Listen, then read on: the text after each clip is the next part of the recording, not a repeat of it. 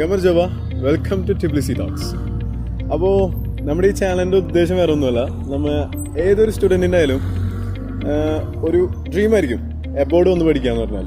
So ഞങ്ങൾ aboard വന്ന് പഠിക്കുക എന്ന് പറഞ്ഞാൽ എൻ്റെയൊക്കെ ഒരു +2 കഴിഞ്ഞപ്പോൾ തൊട്ടുള്ളൊരു ഡ്രീമായിരുന്നു.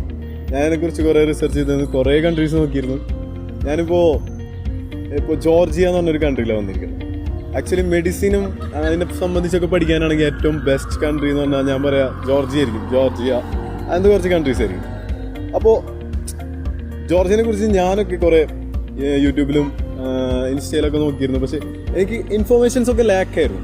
സോ ഞാൻ വിചാരിച്ചു ഇവിടെ ഒരു വ്ളോഗ് തുടങ്ങാം.